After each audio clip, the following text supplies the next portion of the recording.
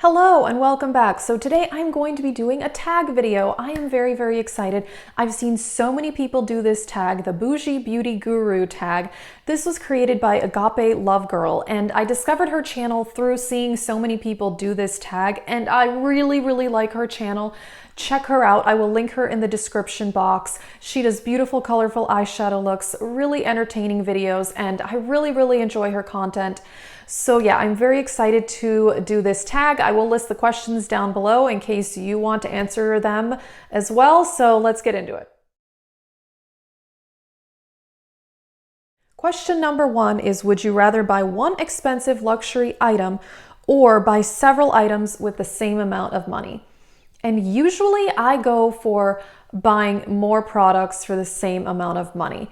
I have been on a budget for a while, since last October, and limiting my spending has definitely made me want to get more for my money, which isn't always the right thing to do. Sometimes it's better to buy one high quality thing than several at less quality, but I just don't think that's true anymore because drugstore and affordable brands are on the rise and their quality is just as good, if not better. So I only own a few luxury items, which I do like those, but yeah, usually I go for getting more. Number two is, when it comes to beauty products, do you believe the phrase, you get what you pay for?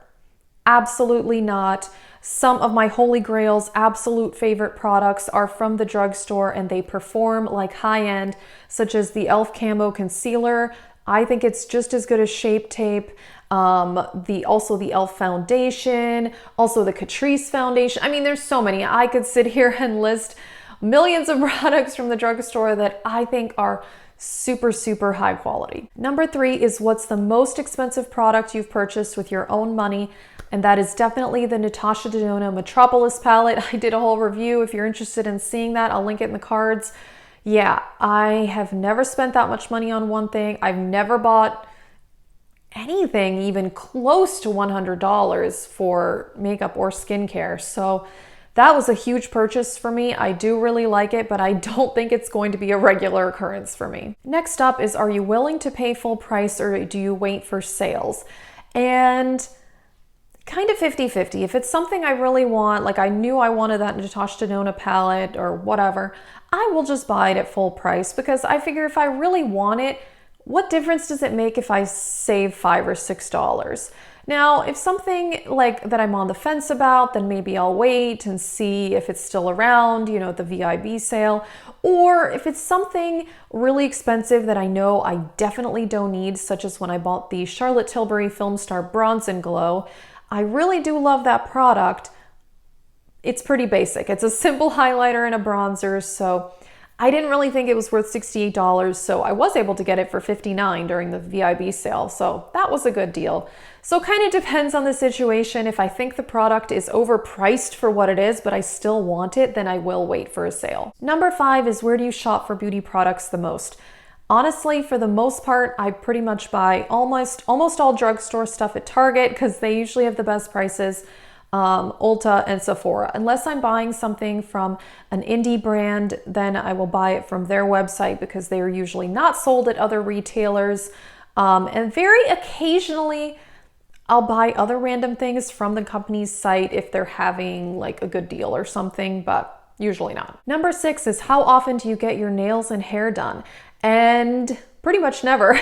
So if you were watching my channel last year, for a while I did have acrylics, and earlier this year I did have powder dip nails. So I do go through phases with my nails where for maybe 3 or 4 months I'll go get them done professionally, but then I usually get sick of paying the money for it. So I haven't had powder dip in about 5 months at this point.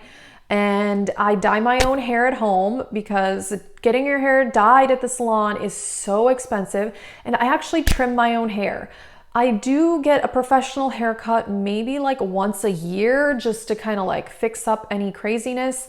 But yeah, I usually cut and dye my own hair, and that saves a ton of money. Do you prefer long or short nails? And I will say that I do like the way my hands look when my nails are a bit longer. Right now, they're okay length. They're not super short. I don't love how my fingers look with super short nails just because they're a little like stubby looking. But super long nails, like when I had acrylics, it's hard to function. I mean, I can barely like type on my phone or on my laptop, or I can't even like hold a fork properly. So I don't really like super long nails purely for functional purposes. Which makeup brush brand is your favorite? And I use a lot of different brushes. I don't know if I have a favorite brand, honestly. I mean, I have a few Sigma brushes that are good, but I think for the most part, Sigma brushes are overpriced. I know. People love their Sigma brushes, but I have Morphe brushes that have lasted me for years now, and they're in great condition. I use them every day. So I honestly don't really think I have a favorite brand. Boring, I know. Stop. High-end or drugstore mascara? Definitely drugstore mascara. I've talked about this in another video. I've only actually paid full price for one high-end mascara once. And you know what? I actually think I got that with Ulta points. So I don't even know that that counts. But I think that the drugstore has amazing mascaras, Essence, CoverGirl, many, many more. So considering it's something that just dries up after a few months, I would rather spend my money on eyeshadow palettes or highlighters or whatever else. Number 10 is think of your favorite brand. Is it a drugstore, high-end, or luxury, or indie?